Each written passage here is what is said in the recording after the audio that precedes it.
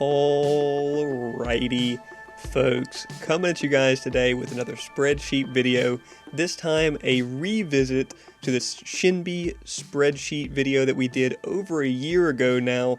Got some recent comments and questions saying, is that video still up to date? No, it's definitely not up to date. The game has changed a lot over the last year.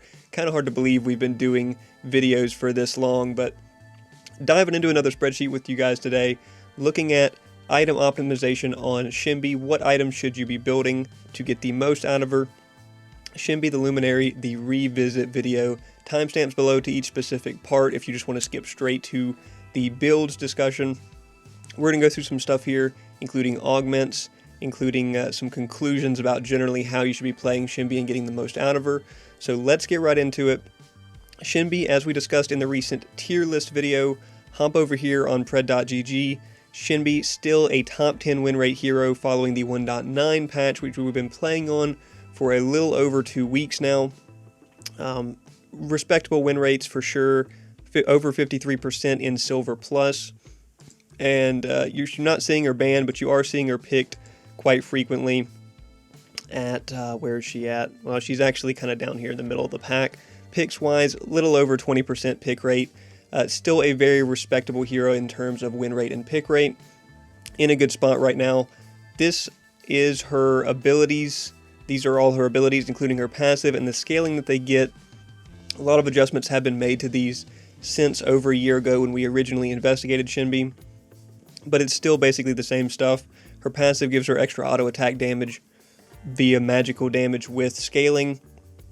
And then every once in a while there will be a larger damage proc that comes from those. We're not really focusing on that. I don't think auto attack Shinbi is really the move right now. You've got her line wolf, the long range wolf that comes out in a line. Does reasonable damage, but the main thing here is very fast cooldowns. You've got the circle wolves. Again, reasonable damage. This will hit targets about 4 times if you're standing right next to them when you hit it. Not the quickest cooldowns, but still similar to the rest of Shinbi's kit, reasonably fast cooldowns. And the main thing, of course, here is the shield that you get from it, which you get 2 times. So a pretty significant shield with 30% magical power scaling. Considering you get it twice, once when you hit the ability and once when the ability ends, this is quite a large shield. Her dash, which is no longer a double dash on one ability, but now can just store up to 2 times. Again, reasonable damage, reasonable cooldown, but the main thing you're using it for is mobility. And then her ult, which you're using for damage, of course. We all know Shinbi's ult does ridiculous damage. Stick around for the last build that we're going to talk about, where I was able to get over 2,000 damage on the steel dummy in the practice arena with Shinbi's ult. That is pretty ridiculous. Being able to hit for 2k damage on everyone that you have this procced on, because now Shinbi's ult stacks on everyone individually and you can hit all of them at the same time with it, is quite a lot of damage with reasonable scaling, considering it has 8 instances of damage. That is Shinbi. You guys know her. I'm sure a lot of you have been enjoying her right now. Like I said, a top, 6 win rate hero right now in Silver Plus. Let's get right into it. This spreadsheet is available for you guys in the description. All of these, mainly this is a tool for you guys, is why this is here. This is a tool for you to get in here and make your own builds. Solo lane particularly is a role where your build is going to change game to game, so giving you a set 6 item build is really a disservice to saying, hey, build these 6 items every game. It's not going to result in you winning more games. You need to understand these items and build to your opponent, build to the match conditions and the matchups more than anything else. But this is a tool for you guys. Go in the description, pull the spreadsheet up. You can copy these. The way I set this up is you can just copy this whole line right here for any of these items. We got them organized by damage, health and armor, and the starter items. Copy the whole line, come over here, copy into one of these build tables if you want, or make your own build table where you can total up the power, mana, haste, health, all of that stuff from these builds. Use this as a tool. That's what it's here for. Like I said, we've been playing on this patch for a little over 2 weeks. You see down here at the bottom I have version 1.9 optimization. If we have received patch notes this weekend, which I'm assuming we will for a patch coming next Tuesday, I will update all of the numbers that change relative to her scaling and these item stats. And the bottom down here where it says 1.9 optimization will be updated to 1.9.x, whatever the patch is called. So look for that if you're copying in here to use it. I've also left in here the old spreadsheet, which was the spreadsheet we discussed over a year ago now. Like I said, you can hop in here just if you're interested in seeing how much these numbers changed, how much all these different item stats have changed, and some of the old builds that I went through on that one. But this one is up to date now. Let's dive right into it and get going. So basically, these are all the items. What I've done here with this table is listed each item, the stats that they give in terms of magic power, mana, haste, and health, and then beside mana, I've done how much power would you get from this item via the mana off of Alchemical Rod or Azure Core, which are the same item, but Alchemical Rod is the tier 2. Anyway, how much power you would get from that via mana, which is a 4% conversion, and then beside the health column, I've added a column here for how much power you would get if you had World Breaker built in addition to this item. So you see Orb of Growth gives you a big health pool, and World Breaker gives 5% power scaling, meaning that you would get 26 additional power from that item if you had World Breaker built. And then I've added a total power column here, which is how much power you would get from any of these individual items if you had both Alchemical Rod and World Breaker built. This is a sum of the base power, Alch Rod power, and health power.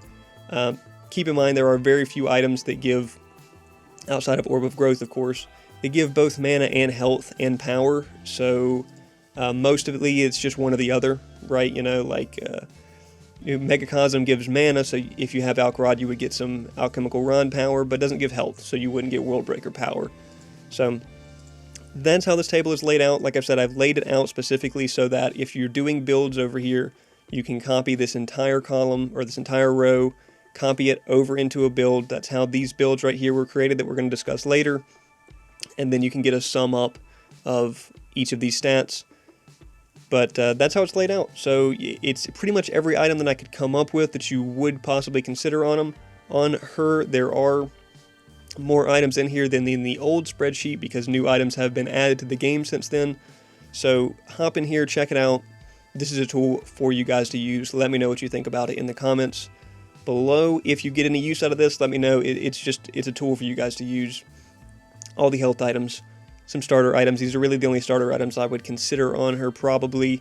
I guess you could go stasis as well, but you probably don't want to be going stasis on Shinbi, right? So there's all the items.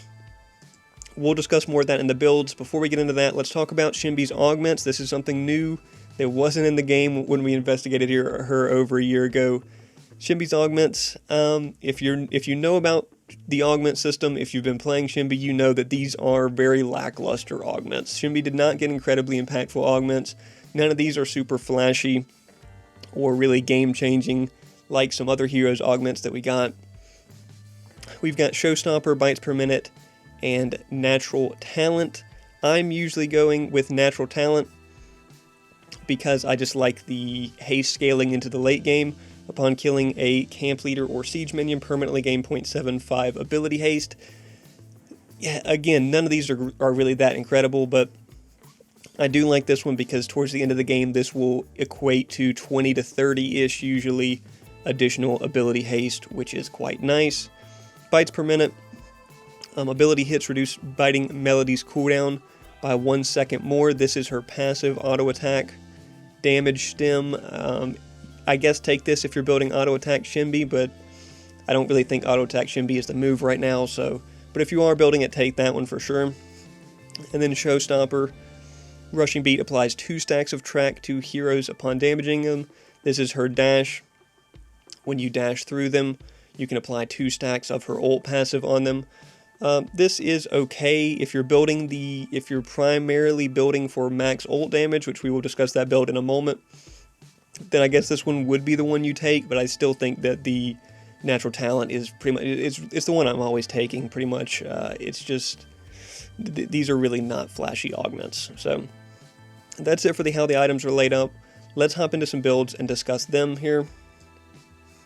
First off, Pred.gg, as I mentioned before, not only does it have this great page here for hero win rate and pick rate statistics, but if you click on an individual hero, you can pull up that hero's page, which does discuss builds, counters, and whatnot. So this is a very helpful tool. Pred.gg, linked in the description.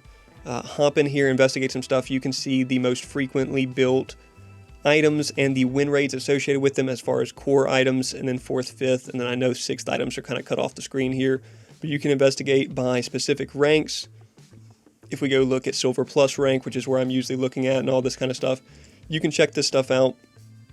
Gives you a nice baseline. Of course, you won't need that if you pay attention to the spreadsheet, or if you want to hop in here and use it for yourself, because right here, the first build that I've got outlined for you is the typical standard Shinbi build. It is the most frequently built items, the highest win rate items that you're seeing on Shinbi right now. That generally consists of Tempest coming off of the Occult Crest. Occult Crest, I'm not the biggest fan of. I don't use the Occult Crest, but based on win rates and pick rate statistics, it is the most frequently taken one. Tempest is a solid one, gives you healing, gives you AoE damage. Not a bad choice for Shinbi at all. Just keep in mind in the early game you're going to have mana management issues potentially. Orb of Growth, of course, a no-brainer. Gives ridiculous power, gives just a crazy stat line for Orb of Growth, and gives you extra XP to help you scale quicker than your opponent solo laner. So I definitely recommend Orb if you can get it off, if you're willing to play patient in the early game and get that stacked up. The stat line that it gives is obviously quite incredible. Even without Worldbreaker or Alkrod in here, you can see the total power number is just simply unmatched by any other magical power item. Magnify, another staple on Shinbi, gives you a mixture of everything. Gives you power, gives you haste, gives you lifesteal, gives you a penetration proc based off auto attacks for armor shred, gives you health. I mean, you really can't go wrong, right, with Magnify. And then you've got Spellbreaker and Golem's Gift are generally the armor items built. These are the armor items for magical power and haste, but do not give health. So you see neither of these give health, but they both give armor. 35 armor from Spellbreaker and 40 armor from Golem's Gift, with a very respectable passive from both of these items. So if you're building the high damage, high haste Shinbi, as most people are, these are probably your best armor items. It's hard to get through a game without, as any melee hero, without at least one of each armor item. So that's what it's being built on her most frequently right now. Tainted Scepter, of course, a very solid item. Gives haste, gives health, gives an anti-heal proc, which you're going to need in solo lane, or even in jungle, pretty much every game, right? And then Oathkeeper, which is a very similar item to Magnify, giving power, health, haste, and a Spell Blade type proc after casting abilities. A solid one, complements her kits well, stacks with Magnify as far as the damage proc, so a very good option for her. Not something I pretty much ever build on her, but I know it's what people are usually building on her. So that is the standard Shinbi build. I've outlined some pros and cons beneath each of these builds. The pros to the standard Shinbi build, it's well-rounded. It's got some of everything, right? It has healing, it has anti-heal, it's got an armor item for both sides, physical and magical. It's got pretty reasonable health built. Everything except your armor items comes with health here, and it's got a ton of haste. That's the big highlight here. 73 haste just from the build alone is a ton of haste. Add on top of that her augment, giving her stacking haste into the late game, and you're looking at probably near 100 haste by the end of the game. Of course, there are diminishing returns on haste, but either way, you're going to be able to spam abilities with this. Golem's Gift being your only mana sustain item or mana regen item, and also Orb of Growth being your only mana pool item, does make things hard. The cons here, poor mana economy. At the start of the game especially, when you've got a Cult Crest up and no mana sustain items up, it's going to be tough. You're going to have to restrain yourself in how you use those abilities. Also, it lacks tank killing potential. No pin in this build outside of the Magnify proc, which you're going to have to melee someone to get that on them. And it's inconsistent compared to building straight up flat pin or percent pin. So, and you also don't have Magnify, or you don't have Megacosm or any other sort of pin kill or tank killing pin items. So you do lack tank killing potential, but yeah, do you really need that too much on Shinbi? Evidently not. She has a high win rate with this build despite that. And you are reliant on shields to survive burst. You're not building the biggest health pool. You are building very reasonable health. Orb of Growth is a big impact on that. But you are reliant generally on your shields from your Circle Wolf's ability to survive burst. Of course, having a large power number like this and large haste means you're going to be able to spam that shield frequently, and it's going to be a pretty big shield. So That's not too big of an issue, but just keep in mind that you are reliant on your shields to survive burst. That is the standard Shinbi build, and it works. It has been working. I would assume it's going to continue to work, right? Most games you're going to get away with. If you just want to say, every game I'm going to build the same 6-item build, this is probably your best option to go with, right? Next up, we've got my usual build. This is generally how I prefer to build Shinbi. It's more on the bulkier side of things. It is with the soul coming on Soul Bearer off of the Mage Crest. This gives you much easier mana sustain early because that Mage Crest versus Occult Crest is going to keep your mana up as you're killing minions.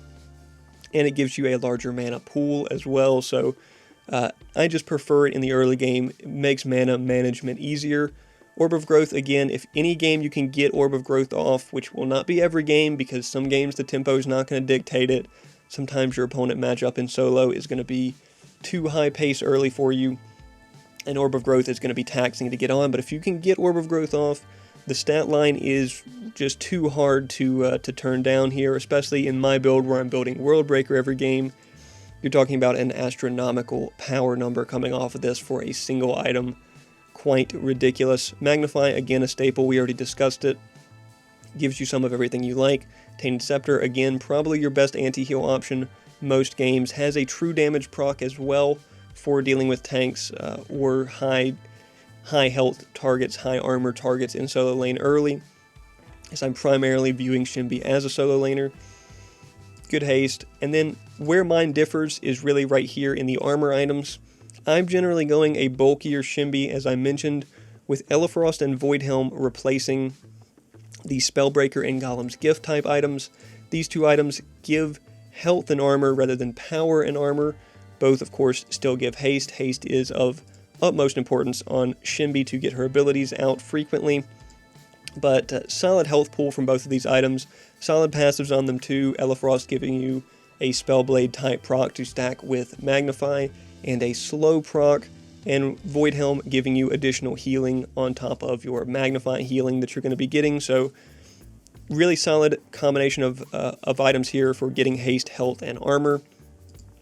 About the same armor on Elefrost as Golem's Gift, and slightly more armor on Voidhelm than Spellbreaker, but doesn't have that nice spell shield passive, right? So either way, closing the build out with World Breaker gives you reasonable power, reasonable health, no haste, but does give you tenacity. And the main thing is this World Breaker power. You can see we're getting a little over 100 power in this build just from the health build, meaning that although my standard build that I go doesn't quite add up to the full power build that you're getting from Golem's Gift and Spellbreaker, it's not too far off. 80 less power in exchange for nearly 7, or actually over 700 additional health, I think is a pretty reasonable trade-off, and that's how I usually build her, and that's why I like to build her like that.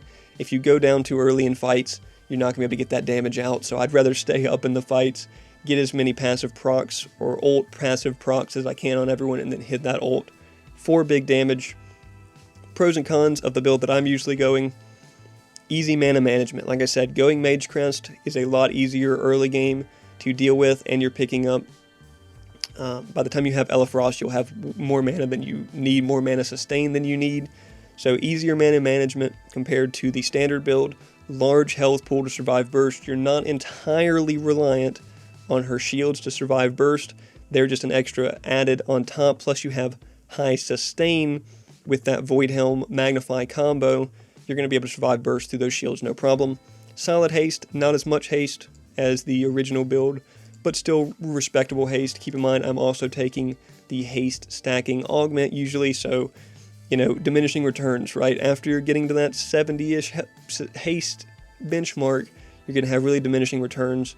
So, like I said, ending the game usually with 20 to 30 extra haste from that augment means this is just about as fast cooldowns as you're going to get from this one. And consistently useful passives. All of these passives are really nice. World Breaker adding extra damage on the back end, percent damage for hitting enemies with abilities consistently. Elefrost Voidhelm, like I said, a slowdown proc, extra healing. What's not to like? Your only pin is still coming from Magnify, so you definitely lack the tank killing potential. This is definitely not a tank killer build, but you're going to be able to outlast most solo laners healing through this Magnify Void Helm combo, keeping your mana up with Elefrost and the early Mage Crest. So it's how I like to play her. If you like to play her on the standard build, it's very good. If you want to go with the tankier build like I usually go, it is very solid as well. Last build we want to discuss here is the max ult damage build. So this is if you just want to build straight damage. If you just want to do as much damage with the ult as you can, this is the build that I formulated. I did some testing with this in the practice arena. I will loop those clips somewhere on the screen here where I have room, probably in the bottom right, or right below my face cam here. But this is, I did some testing of this just to see how much damage could you do with her ult, right? If you just wanted to build only around that, her ult has good scaling, so one of the keys to that is going to be building huge power. How do we build huge power? Well, we build Azure Core for mana procs. We build Entropy to get that power procs out. One thing to note about Entropy on specifically Shinbi's ult is Shinbi's ult damage procs happen faster than every 0.2 seconds, which means only every other hit is going to get the Entropy proc. So 4 out of your 8 hits from her ult is going to get the Entropy proc. You may be able to tell that in the clips here from the testing. So it's kind of hard to see the numbers, but they're alternating back and forth. One number will be higher, then the next number will be a little bit lower. It's not getting the entropy damage, and then the next number will be a little bit higher, and the next number will be a little bit lower because it's not getting the entropy damage. So this is essentially adding 3% scaling to 4 out of your 8 ult hits, so that's very valuable when you have such a big power number. Orb of Growth, of course, if you want a big power number, even just without World Breaker getting the health scaling, you're getting Mage scaling here from Azure Core, and it's a very respectable power number, right? Overseer, of course, adds ult damage. If you're building around the ult, you gotta have Overseer, right? Ob Crown, if you want as much power as possible, that's how we get to such a big power number here, because it is multiplying your power by 1.25 at the end. That is a significant increase when you already have this much power. And then Caustica, because you need that power to get through, you need that damage to be converted into, or that power and base damage to be converted into realized damage. Caustica is always the best way to make that happen, get through tanks' armors, but also get through soft targets' armors. This amount of percent pin that Caustica gives you is equivalent generally to 2 or 3 flat pin items at the end of the game, even on squishy targets that have no armor built because of their base armor. So Caustica must have. Also the only form of mana sustain in this build. Not that this is a build I would usually recommend for you, but hey, this is what it is. So, been playing the clips for you here. Pros and cons of this: massive power for big damage. Not just your ult, of course, but all of your abilities are going to hit for huge damage here. Fast ult cooldowns. I was originally testing this with Astral Cat in here, Astral Cat in the mix. Astral Cat, you do miss out on a little bit of damage, so I pulled it out of the final build. But if you want to swap Astral Cat in, like we'll talk about here, you don't miss out on too much damage, and you can get really fast ult cooldowns from it. And then, of course, OK sustain via big damage. You have Overseer for lifesteal, and when you're doing this much damage, you're going to have reasonable sustain just through that lifestealing huge damage numbers. And then good pin, Overseer giving flat pin, and Caustica giving percent pin is all you need to kill tanks or soft targets. So quite solid there. Cons, very fragile with no health or armor. You have 0 health built outside of Orb of Growth, and you have no armor built in this. So very squishy, a squishy target for sure. You're super reliant on your shields to survive burst. You have Azure Core in here, so you do get an additional shield, and you have a pretty reasonable mana pool as well, so the shield will not be small. And you're going to be spamming your other shields as much as you can, but you've got lower haste as well, so you're going to be reliant on mainly Azure Core shields to survive burst with how little health you have, and not having as much haste to back the standard shield spam that you would see on Shinbi. Some notes here. World Breaker. World Breaker adds back in percent damage, which is very solid. World Breaker, based on my calculations and testing, only adds about 7% total damage to her ult if you don't have it pre-stacked on her. If you have the passive pre-stacked on her, of course, it adds 12%. But if you don't, it'll add about 7% total damage to her ult from its passive, assuming you hit them with 8 ult hits and there's no stacks prior to the ult. So it is valuable on a build like the one I usually go. You can assume that World Breaker is adding just shy of 7 up to 12% extra damage on the ult, which is decent, but it doesn't fit in this build because these other items add more than 7% to her ult. Essentially, there's not one I can give up to swap it out.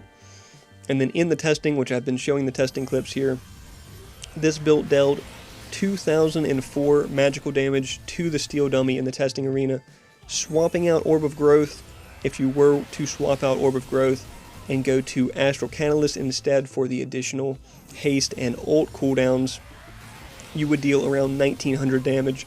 So not a big damage fall off there to potentially use your ult more frequently with Astral Cat. So that may be worth considering, but Orb of Growth giving you the only health item that you have in this build is kind of probably more attractive than getting Astral Cat in here. If you are going the ability haste augment, you're at least going to get abilities up pretty frequently still. So that's all the builds I've got for you guys. Like I said, come over here to Shinbi's. You can see the core items. These are items that we've already mentioned. All these items are items we've already mentioned outside of Lifebinder, which we'll talk about in just a second. You can see these. They have win rates associated with them. Hop in here, like I said, for yourself. Go over here, copy, say, oh, I want to swap in Dreambinder over one of these items. You just copy this item over here and say, okay, what if I put in Dreambinder over Oathkeeper? Let's just put in Dreambinder over Oathkeeper. Boom, copy it in. Look what the damage is updated to. Just keep in mind that if you do that, you then have to go in here and say, okay, I don't have World Breaker built, so I got to delete this cell because I don't have World Breaker in this build. If I did have World Breaker in the build, I'd leave the cell there, but I do not. Same thing for Alkrod. So that's all you have to do. If you want to make your own builds here, it'll total it up at the bottom for you. You can see your stats. This is a tool that I built for you guys more than anything. So let's get into the conclusions here real quick. I know we're going long here. Timestamps below if you want to revisit anything. But let's get into the conclusions real quick. Shinbi works best as a mobile bruiser type hero. That's the role she fills right now, a split pusher, a mobile bruiser, using her shields to mitigate damage. She's one that can deal damage but survive long enough to stack up her ult in team fights. If you're not surviving, that's why I said normally I go the bruisier, tankier build. If you're not surviving to get her ult stacked up in team fights, it's not really worth it because you don't have CC in your kit.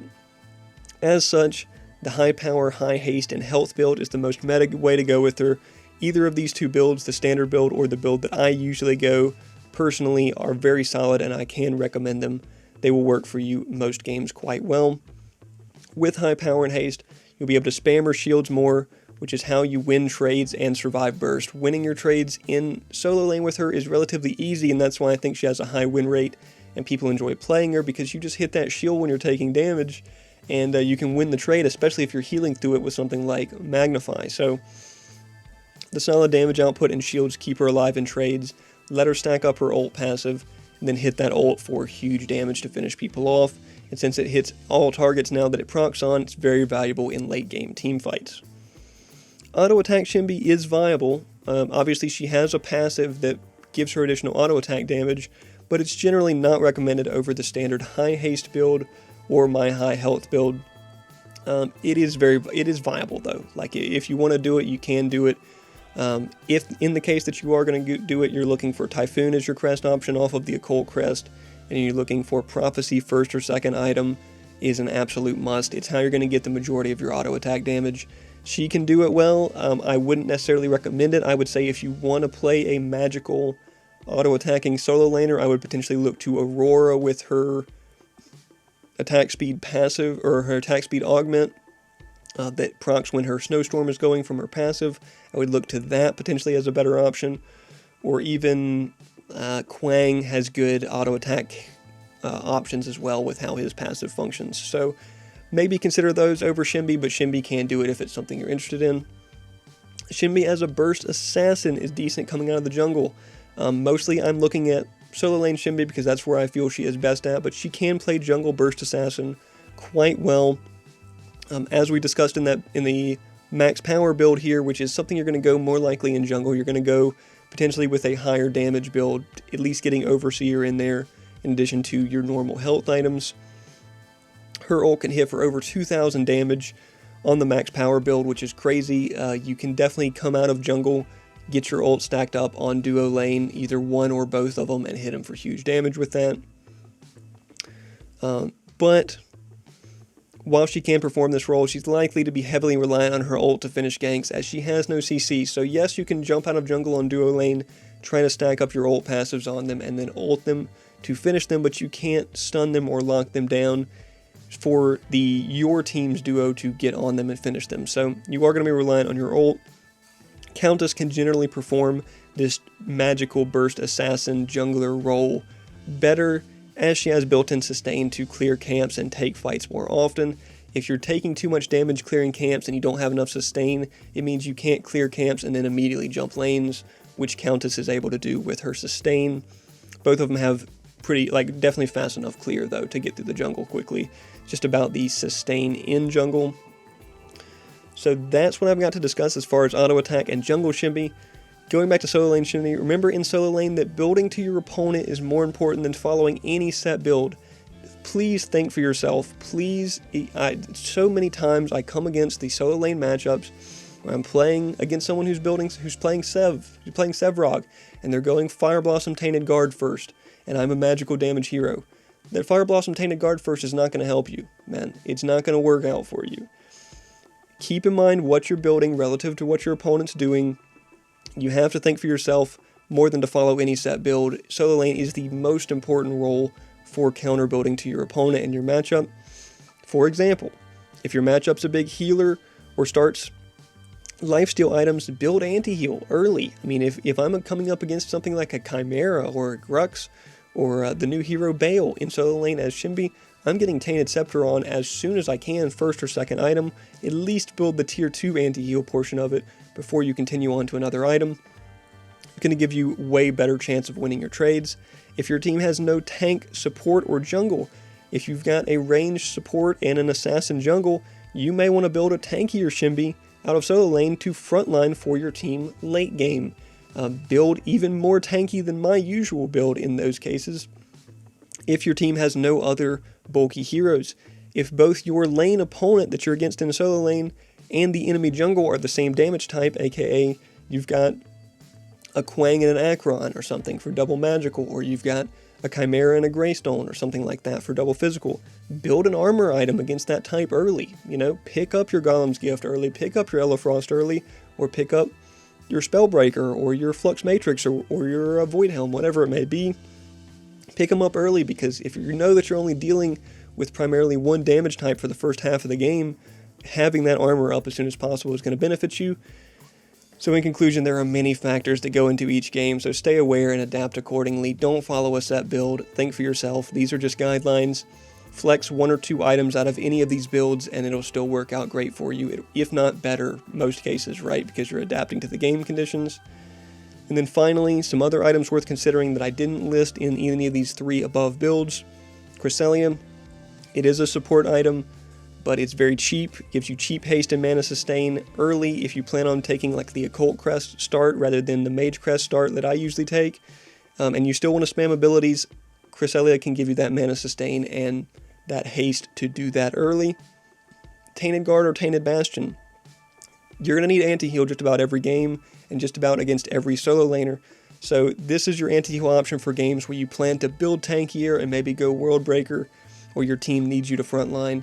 Tainted Guard and Tainted Bastion are a better option for you in those cases. Spirit of Amir, if you are playing jungle Shinbi, highly recommend Spirit of Amir, probably first or second, right? Faster jungle clear and sustain to allow you to rotate faster and take more fights.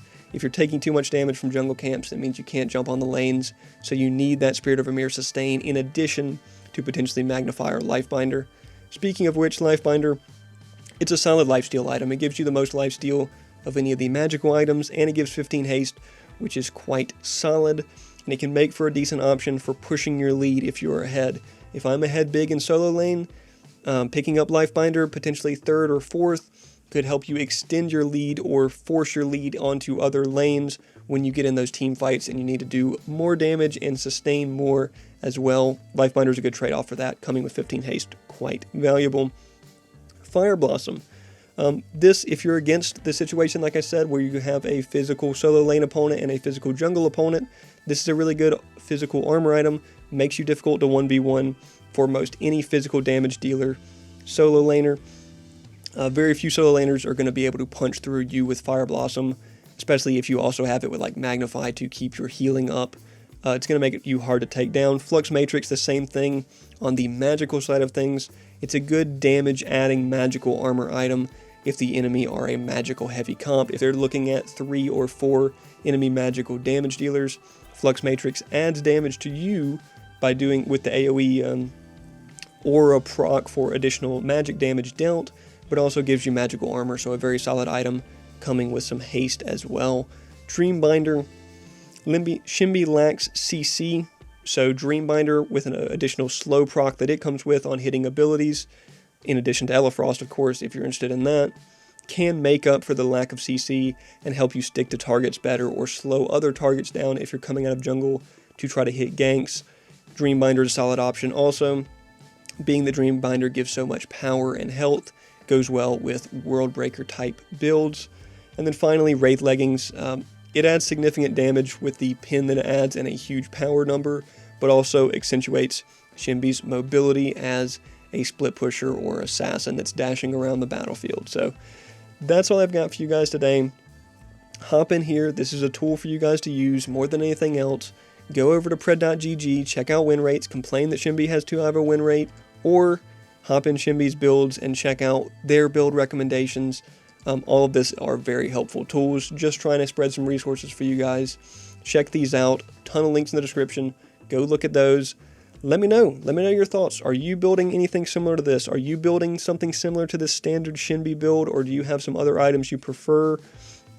Are you in agreement with these other flex items that I would recommend? Is there any other flex items you would add to this list? These are all just ideas and tools for you guys to use. Let me know your thoughts below on both Shinbi and Shinbi builds and optimization. Were you aware that you could hit 2,000 damage Shinbi ults? You probably were. You may have been hit by one recently because they're out there, man. People are out here building this max power over 750 power Shinbi builds, and they will delete you with their ult if they get 8 stacks on you. So thanks everybody for stopping by and checking it out. Thanks to all the goons that have been hanging out with us in the live streams recently. Subscribe below if you've been checking out the videos or you want to see more videos like this. It's free to become a goon. Anybody can be a goon today. Join the Cove. Come hang out with us in the live streams and we'll have a lot of fun running Pred just about every night here on YouTube. So thanks again everybody for stopping by and supporting the channel. We will catch you in the next one and see you guys in tonight's live stream. Keep enjoying Pred, folks. Just keep enjoying Pred.